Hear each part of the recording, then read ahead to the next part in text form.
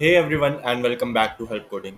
सो अब हम जावास्क्रिप्ट का एक न्यू चीज़ स्टार्ट करने जा रहे हैं जिसकी वजह से एक वेबसाइट को हम डायनामिक बना सकते हैं, जिसकी वजह से बेसिकली जावास्क्रिप्ट को हम दूसरी लैंग्वेजेस से डिफरेंट समझते हैं एंड जिसलिए बेसिकली हम जावास्क्रिप्ट को पढ़ते हैं वो है वेब डेवलपमेंट या एक वेबसाइट को डायनामिक कैसे बनाई जा सकते हैं या हम अपने ब्राउज़र के साथ कैसे इंटरेक्ट कर सकते हैं, वो अब हम स्टार्ट करने जा रहे हैं। जो अभी तक हमने पढ़ा था जावास्क्रिप्ट का वो बिल्कुल बेसिक पढ़ा था और अब हम स्टार्ट करने जा रहे हैं अबाउट द कि कैसे वो अपने ब्राउज़र के साथ इंटरेक्ट कर सकता है। तो बेसिकली उसे हम कहते हैं डोम। नाउ व्हाट इज़ डोम? तो आइए जानते हैं।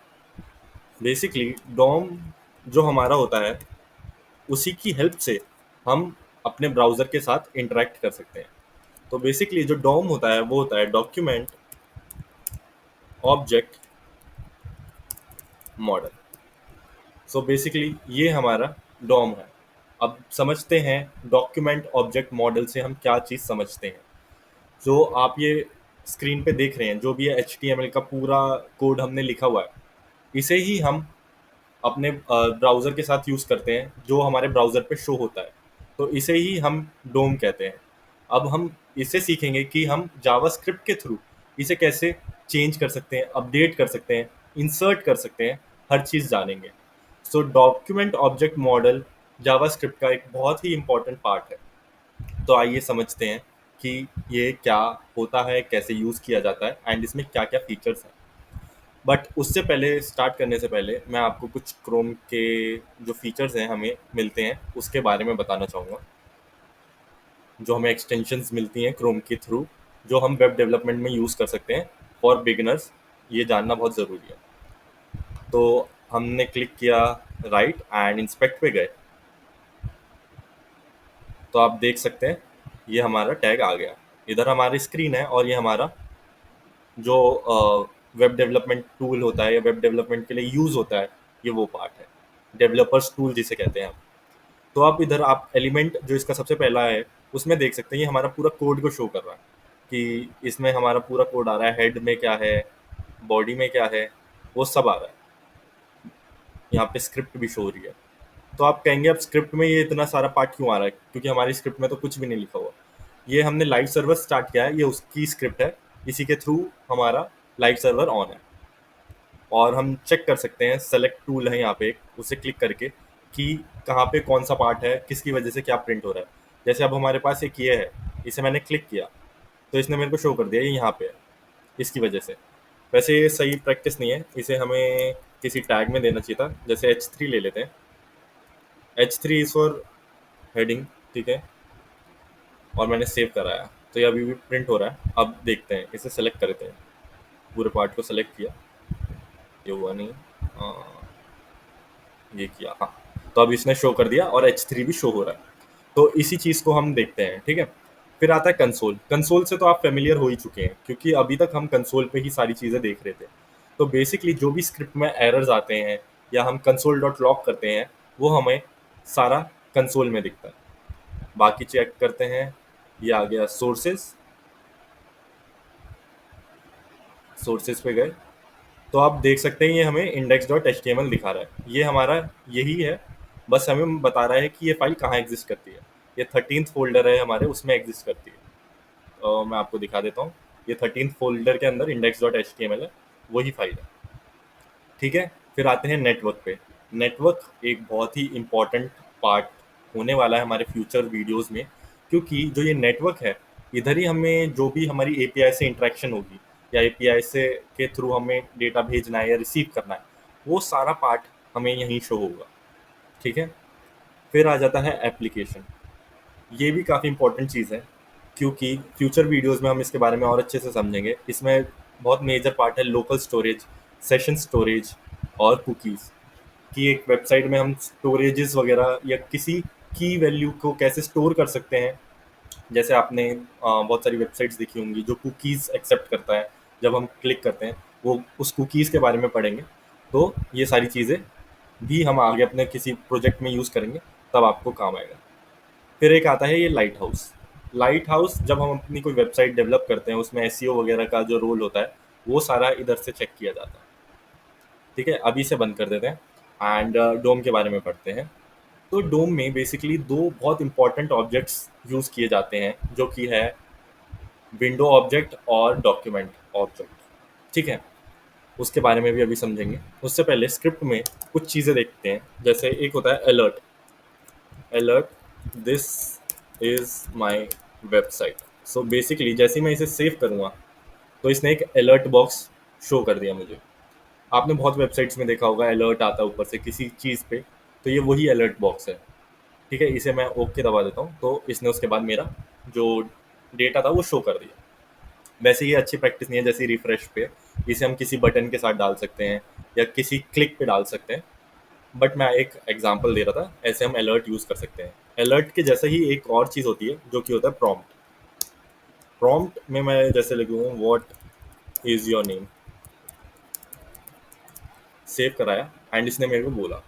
ये अलर्ट जैसे ही है, बट इसमें हम एक इनपुट भी रिसीव कर सकते हैं जो यूज़र आ रहा है। जैसे मैं इधर लिख देता हूँ हेल्प कोडिंग, हेल्प कोडिंग, और मैंने ओके दबाया एंड ये इधर आया। इस वैल्यू को हम रिसीव भी कर सकते हैं, जैसे मैंने लिख दिया const val is equals to prompt. ठीक है, और इसे चेक भी कर लेंगे कि ये हमारे पास आ रही है या नहीं। तो इसे प्रिंट कर लेते हैं कंसोल डॉट लॉग। सेव करा एंड यहाँ पे लिख देता हूँ मैं अभिषेक, ओके दबाया। अब इसे एक बार कंसोल में चेक कर लेते हैं कि आया या नहीं। ये नहीं आया। इसे एक बार रिफ्रेश करते हैं फिर देखते हैं। सो इधर मैं अपना नाम फिर से लिख देता हूँ अभिषेक एंड मैंने जैसे ही ओके दबाया ये प्रिंट हो गया। वो रिफ्रेश नहीं किया था तो इसकी वजह से वो प्रॉब्लम आया। सो मैं ऐसे प्रॉम्प्ट के थ्रू वैल्यू ले सकता हूँ, उसे मैनिपुलेट कर सकता हूँ या प्रिंट कर सकता हूँ। ये बहुत सारी चीज़ें हैं। अगर मेरे को अपने उसमें प्रिंट करना है तो मैं कैसे कर सकता हूँ, डॉक्यूमेंट डॉट राइट, और इस वैल्यू को मैं अपनी ऑन स्क्रीन पे प्रिंट कराऊंगा। सेव कराया, इधर मैंने अभिषेक लिखा, ओके दबाया एंड ये आ गया अभिषेक। सो ऐसे हम चीज़ों को यूज़ कर सकते हैं या मैनिपुलेट कर सकते हैं या उसे रिसीव कर सकते हैं। ठीक है, ये हमने पढ़ा। इसे एक बार हटा देते हैं एंड ये टाइटल की जगह हम लिख देते हैं यहाँ पे हेल्प कोडिंग। ठीक है, और मैंने जैसे सेव करा यहाँ पे हेल्प कोडिंग आ गया। सो बेसिकली जैसे मैंने आपको बताया था कि इसमें दो बहुत मेन ऑब्जेक्ट्स हैं जिनके थ्रू हम पूरी डॉम मैनिपुलेशन करते हैं। वो होता है विंडो और डॉक्यूमेंट। तो सबसे पहले विंडो के बारे में पढ़ते हैं। इन दोनों को हटाते हैं और इधर कंसोल डॉट लॉग लिखते हैं विंडो। पहले देखें तो ये विंडो में है क्या। इसे सेव किया, इसे कैंसिल और इसे फिर से, हाँ ठीक है, ये विंडो आया मेरे पास। इसे एक बार ओपन करते हैं एंड इसमें आप कितनी सारे प्रॉपर्टीज देख रहे हैं, देख सकते हैं। तो इसी के थ्रू, इन्हीं चीज़ों के थ्रू हम डॉम मैनिपुलेशन करते हैं। और ये विंडो है क्या, ये हमारी जो पूरी स्क्रीन है या जो हमें फीचर्स मिल रहे हैं पूरी स्क्रीन से, वो उसे हम विंडो ऑब्जेक्ट कहते हैं। ठीक है, जैसे अभी हम ये कंसोल डॉट लॉग लिख रहे हैं, बेसिकली ये कंसोल डॉट लॉग नहीं होता, ये होता है window dot console dot log. इसे अब मैं सेव कराता हूँ और ये अभी भी मेरे को वही प्रिंट करके दे रहा है। वो हमारा जावास्क्रिप्ट इतना स्मार्ट है कि वो हमें विंडो लिखने की उसको ज़रूरत नहीं पड़ती। ठीक है, इसे इसलिए हमें नॉर्मल कंसोल डॉट लॉग भी लिख सकता हूँ। अब ऐसे ही जो बाकी भी हमने अभी यूज़ किया था वो भी विंडो के थ्रू ही यूज़ होता है। एंड जो मैंने दूसरा ऑब्जेक्ट बोला था डॉक्यूमेंट, वो भी विंडो का ही पार्ट है।